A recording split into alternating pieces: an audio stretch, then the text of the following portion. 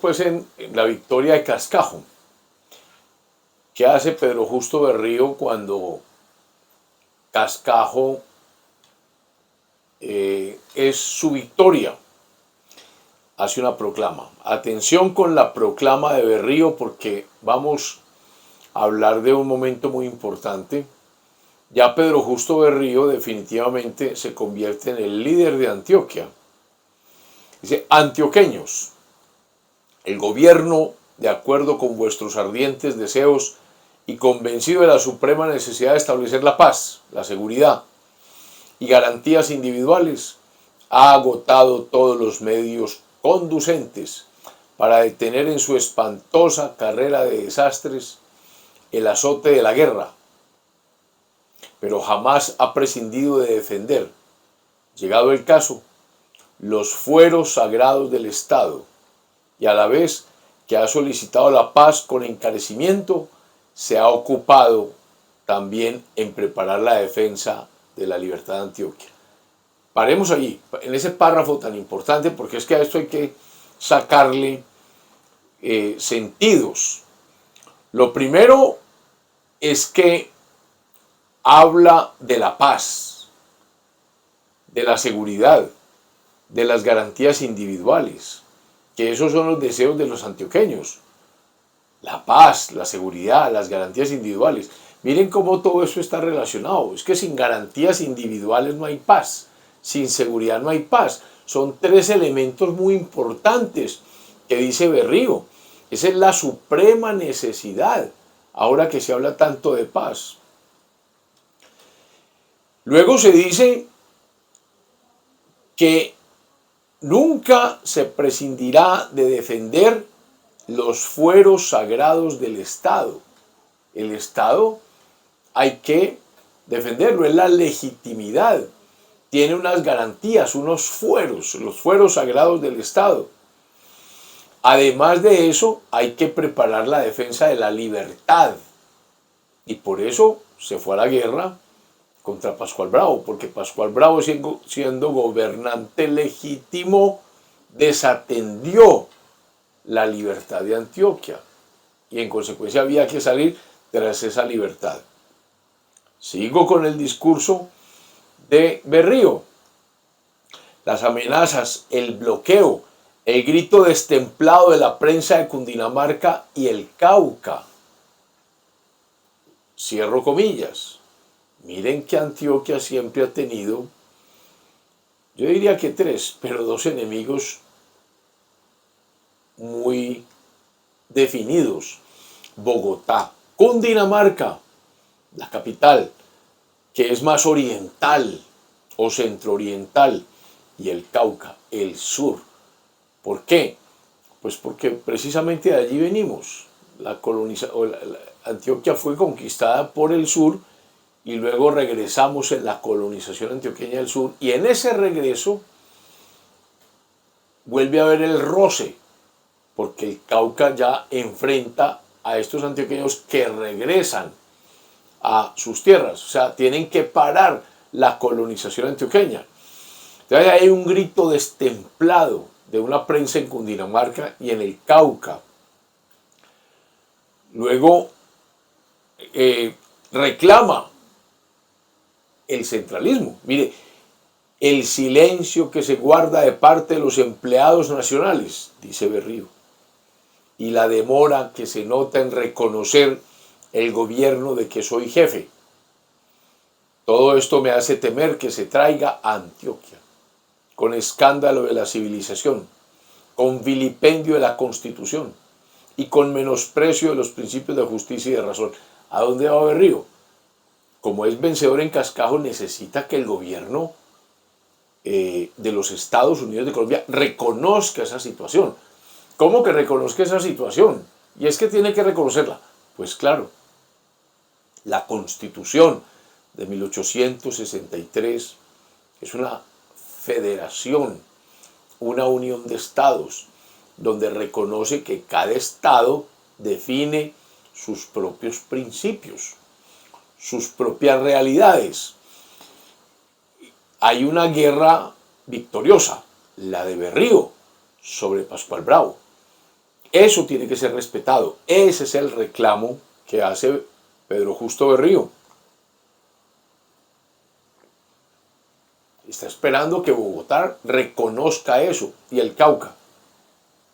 ¿Por qué el Cauca? Pues porque esto fue una guerra, una rebelión contra Tomás Cipriano de Mosquera, que es el presidente en Bogotá, pero es el presidente del Estado Soberano del Cauca. Entonces ahí está la tenaza que tiene Antioquia encima. Sigue diciendo, si llegare este caso, si se declara la guerra, es decir, si no se reconoce el hecho de cascajo, de la victoria en Antioquia, si se desconoce el derecho con que el pueblo antioqueño ha cambiado su gobierno local, dice Berrío, miren estas palabras, si se desconoce el derecho con que el pueblo antioqueño ha cambiado su gobierno local, entonces Antioquia batallará por defenderse y dará una vez más la prueba de ser amante de su libertad hasta el delirio y de no permitir que se le ultraje impunemente, arrebatándole sus preciosos derechos. Antioquia puede perecer, pero teniendo de su parte el derecho y la razón, no perecerá, sino cubierta de gloria y de su honra. Sus ruinas, sus cenizas y sus escombros, sus campos desolados, su riqueza agotada, su industria muerta y millares de huérfanos y de viudas darán testimonio de un pueblo que lidió hasta morir en defensa de sus pueblos atacados. Cierro comillas. Es un discurso tremendo, de alta emotividad, donde dice con claridad, de aquí no nos movemos. Si no entienden lo que acaba de pasar en Antioquia, Antioquia perecerá. Y esto será una tierra de huérfanos y de viudas y sin industria y lo que sea. Pero el concepto de libertad, que es el que impregna nuestro himno, es lo único que sabe seguir un antioqueño. Observemos todo esto, porque es de absoluta importancia y estamos en 1864. O sea, este tema fue hace 170 años, casi, sí, más o menos 150, 170 años.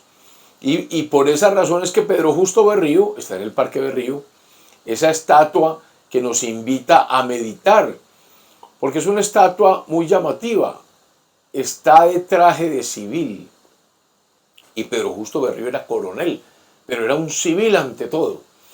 Lo ven en el Parque Berrío de brazos cruzados, meditando, la mirada hacia el piso, pensando. Y no es un hombre alto, fuerte, no, delgado. Yo diría que hirsuto, seco. Ese es Berrío. Esos son los antioqueños.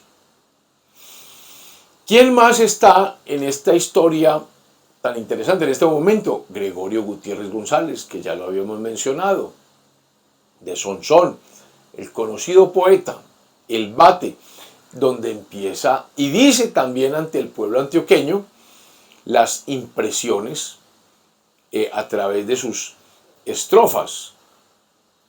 Los mismos artistas, ese es un poeta, un artista, también se involucran en la política. Toda esta zozobra entonces que hay en este momento, ante el no reconocimiento por parte del gobierno central aún de la rebelión de Antioquia, que se concretizó en Cascajo,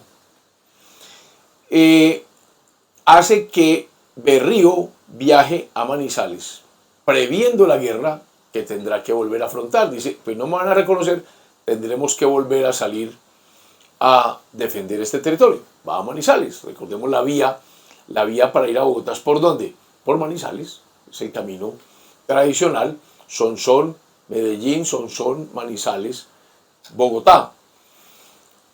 Pero todo esto termina el 18 de abril de 1864. ¿Por qué? Porque deja de ser presidente Tomás Cipriano de Mosquera a quien se le ha vencido el período.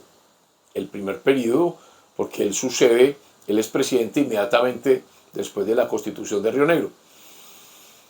Y le sucede otra persona muy diferente, don Manuel Murillo Toro, de Chaparral, Tolima, pero este es un civil. Mosquera es un militarón, este es un civil. Manuel Murillo Toro. Manuel Murillo Toro se posesiona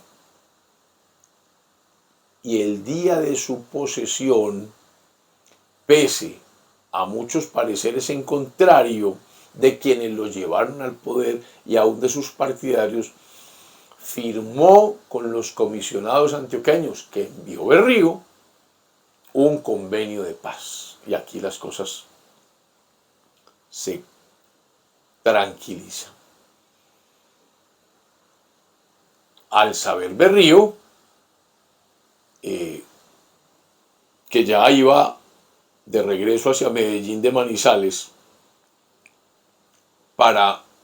porque ya tenía los recursos necesarios que fue a buscar para la campaña ofensiva y defensiva, y ya se lo había dicho a sus más íntimos amigos, el doctor Baltasar Botero Uribe y a Gregorio Gutiérrez González, de quien hablamos, llegó a decir: esta situación es ya insoportable. Esta es frase textual. Si dentro de 4 días no viene ese reconocimiento, el de Bogotá, el de Murillo Toro, oigan la decisión de Berrío, es necesario ir a morir en Casagrande, dando una batalla en las sabanas de Bogotá, antes que de Cuaspud vuelva Mosquera y sea lo que Dios quiera. Mas cuando ya pasaba por Salamina, lo alcanza una posta que viene de Manizales, que le envió el prefecto de Manizales, Baltasar Botero Uribe, y le anuncia que el gobierno nuevo de Murillo Toro acepta el convenio que propuso Pedro Justo Berrío. Berrío recibe ya esto y se previene la campaña y viene la paz. Ese convenio fue firmado el 18 de abril de 1864 y se resumen las siguientes declaraciones. Los infranscritos, los que firman: representantes del gobierno provisorio del Estado Soberano de Antioquia. ¿Provisorio por qué? Porque todavía no ha habido una constituyente que diga quién es el presidente. ¿Quién está dirigiendo Antioquia? Un presidente de facto. ¿Quién? Berrío. Cerca del gobierno de los Estados Unidos de Colombia, hacemos las siguientes declaraciones. 1. Miren el acuerdo. El gobierno creado recientemente en el Estado Soberano de Antioquia, el de Berrío, y actualmente en ejercicio del poder público en aquel estado, declara que el cambio de personal en el servicio de empleados del Estado no implica alteración alguna en las relaciones de aquel estado con los demás de la Unión Colombiana, y que, en consecuencia, él continuará como el anterior, llenando los deberes que se derivan de la Unión y Confederación de los Estados Unidos de Colombia, en la misma forma y términos que dicha Unión y Confederación está definida y prescrita por la Constitución, expedida y ratificada en Río Negro el 8 de mayo de 1863. O sea, se reconoce la Constitución de 1863, ese es el acuerdo. Y especialmente reconoce y ratifica las bases de unión, contenidas en el capítulo 2 de esa misma Constitución, entendiendo expresamente que la nueva Constitución del Estado debe contener esas mismas bases de unión, y que la que ahora está vigente se considera desde el presente momento modificada y subordinada en estos puntos a la Constitución Nacional. Se reconoce la Constitución de 1863. El nuevo gobierno, el de Murillo Toro, debe conceder una amnistía general sin restricciones para que no metan preso a Berrío y a todos los que se rebelaron. Se previene toda persecución, todo acto de hostilidad como consecuencia de esta rebelión que culminó en Cascajo. Se entregarán al gobierno como parte del acuerdo las armas de propiedad que perdió el gobierno en la batalla. Se fija ese número de armas en 600.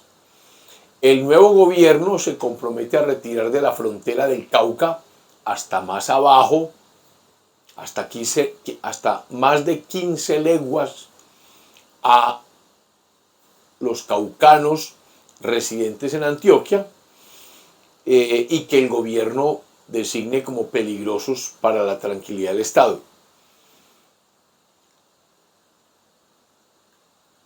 Las exacciones de dinero o de valores de otra especie o servicios que no hayan sido hechas como contribución general por el anterior gobierno del Estado o por el nuevo serán reconocidos por el gobierno del Estado y se pagarán. El presidente entonces de los Estados Unidos de Colombia, Murillo Toro, da cuenta de este arreglo en un manifiesto que hace a la Nación el 19 de abril de 1864, que entre otras cosas dijo lo siguiente: el Estado de Antioquia, de cuya adhesión sincera y completa a la obra de los legisladores de Río Negro se dudaba o desconfiaba, acaba de prometer espontáneamente y del modo más formal, por medio de los señores que ejercen el poder público y con todas las condiciones que la hidalguía exige, que hace parte integrante de la Unión Colombiana. Por eso,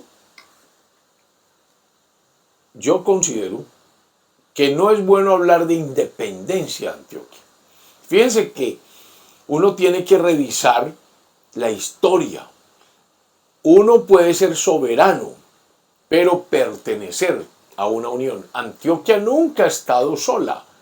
Se ha declarado Estado soberano, pero se ha unido con las otras provincias y conforma unos Estados Unidos, como se dieron las famosas Provincias Unidas de la Nueva Granada, como se dio después la Confederación Granadina, como se dio los Estados Unidos de Colombia. Y es lo que hace Berrío. Berrío dice: yo no pretendo independizarme, pretendo es que reconozca mi autonomía y mis decisiones, tanto que hemos decidido cambiar de gobierno y eso lo tiene que respetar Bogotá. Esa es la esencia del acuerdo. Por lo tanto, hay una confirmación del convenio de paz y el gobierno nacional de Murillo abre relaciones oficiales de comercio con el Estado soberano de Antioquia en los mismos términos que existían con los demás estados de la Unión Colombiana. Entonces, ¿qué pasa en Antioquia cuando se hace la paz entre este gobierno provisorio o de hecho? Pues se cita una asamblea constituyente en el Estado soberano de Antioquia en 1864. Se hacen votaciones y se eligen representantes a esa asamblea. Esa asamblea se instala en Medellín el 15 de junio de 1864 en completa calma. Y miren quién asiste: Pascual González, Ramón Martínez Benítez, Marceliano Vélez, aquel que le tocó suscribir la paz con Mosquera en la aldea de La María para terminar la guerra con Mosquera, Marco Aurelio Arango, Baltasar Botero Uribe, Rafael Botero Álvarez, Fabriciano Escobar, Abraham García, Faustino González Garro, Román de Hoyos, Remigio Martínez, Cándido Molina, Justiniano Montoya, Abraham Moreno, el hombre importante de Marinilla, que va a ser tan protagonista, Lisandro Ochoa,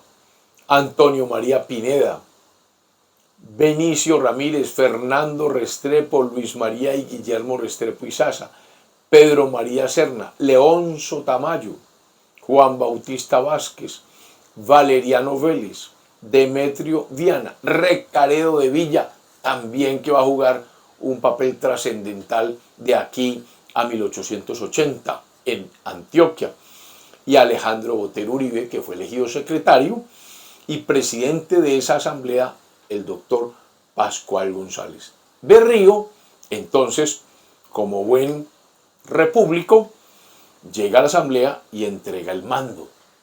Ya no es jefe provisorio. Y dice: en este día señalado para la reunión de la Asamblea Constituyente del Estado Soberano de Antioquia, experimento gran contento entregando a los encargados del pueblo el poder supremo que por más de 5 meses he ejercido discrecionalmente. De hecho, el voto de los pueblos me elevó a una altura que no merezco y me puso al frente de una situación crítica que me era insoportable porque carecía de las fuerzas suficientes para desempeñar el importante destino que se me confiara. Mire cómo Berrío regresa el poder de hecho que tenía, y entonces la asamblea, ese mismo día, por unanimidad, todos de votos, designa al doctor Pedro Justo Berrío gobernador del estado para que se encargue del poder ejecutivo hasta el día en que deba posesionarse el que la asamblea nombre más tarde conforme a la Constitución. O sea, el líder de nuestra región es Berrío, sin duda alguna. Después de entregar el poder, le dice: no, el poder es suyo, mientras aquí se decide. Es el 13 de agosto.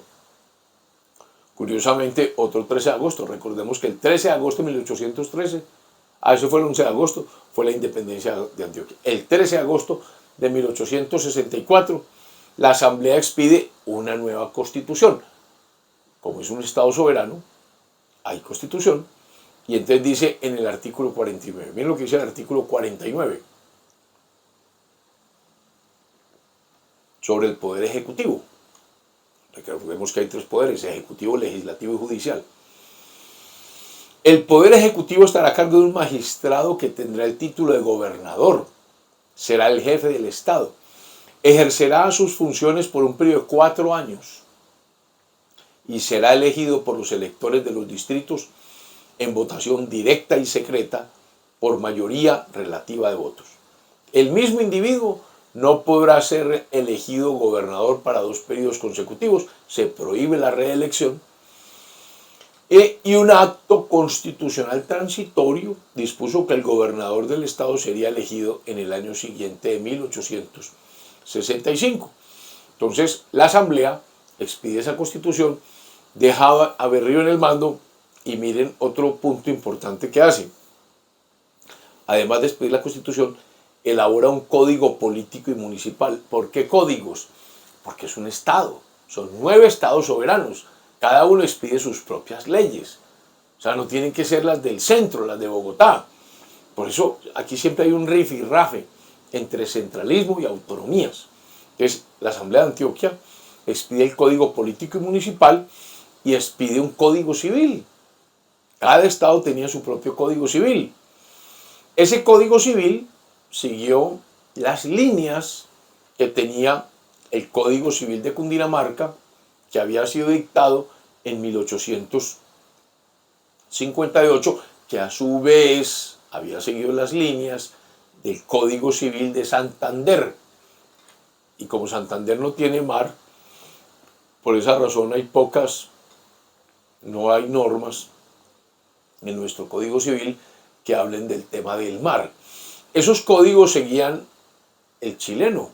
Nuestro Código Civil es idéntico al Código Civil chileno de Andrés Bello, aquel venezolano tan importante, gramático, maestro de Bolívar, que se fue a vivir a Chile y allá se quedó. Y ahí está la gran diferencia de nuestro Código Civil con el chileno. Nuestro Código Civil no trae referencia al mar, mientras que el Código chileno sí. ¿Por qué? Porque fue copiado, lamentablemente, del Código de Santander, que seguía el chileno, pero sin el mar. Cundinamarca copia el de Santander y Antioquia termina copiando el de Cundinamarca. Y otro tema importante en lo referente al orden religioso, que fue lo que complicó las cosas para la Constitución de 1863. La nueva Constitución reconoce la personería jurídica de las iglesias, comunidades, congregaciones religiosas de la religión católica y la posesión y uso de los bienes de su propiedad con arreglo a sus propios cánones, normas, constituciones o estatutos conforme al artículo 661 de ese Código Civil. Bueno, dejemos acá, porque la historia de Antioquia continúa para que revisemos la semana siguiente cómo se desarrolla el gobierno de Pedro Justo Berrío, que es el hombre que en este momento es el director de los destinos de Antioquia. Feliz semana.